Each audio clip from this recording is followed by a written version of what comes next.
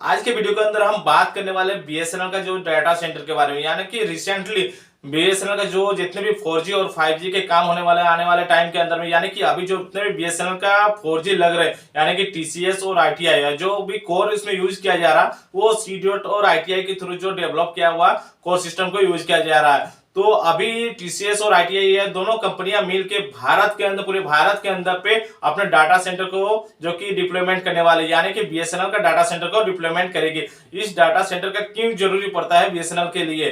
तो अभी के टाइम पे जितने भी बीएसएनएल का डाटा सेंटर है, यानी कि डेटा सेंटर, जैसे कि हम लोग सिम वगैरह कहीं भी लेते हैं तो सिम लेते हैं तो अपना डाटा वगैरह वहां देते हैं।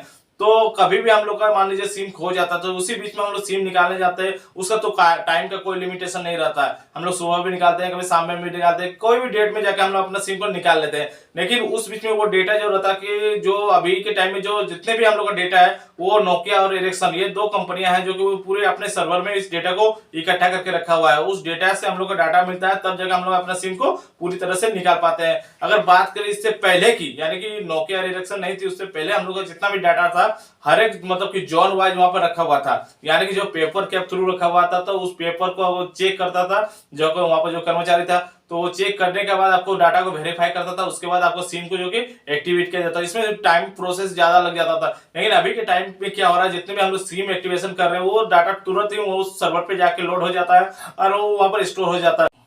जब भी हम सिम को फिर से रीएक्टिवेट करने के लिए जाते हैं, यानी कि डुप्लीकेट सिम निकालने के लिए जाते हैं, तो वो डाटा उससे जब मैच कर जाता है तब हम लोग का सिम फिर से रीएक्टिवेट हो जाता है, यानी कि फिर से चालू करवा लेते हैं। तो ये डाटा सेंटर इसीलिए यूज में लेके आ रहा है, यानी कि अभी के टाइम पे जितने भी 4G और 5G को डिप्लॉयमेंट कर रहा है भारत के अंदर में, वो आपको टीसीएस और आईटीआई के थ्रू किया जा रहा है। यानी कि भारत की यही एक कंपनी है जो इंडिजीनियस तरह से भारत के अंदर अपने 4G और 5G को लॉन्च कर रही है।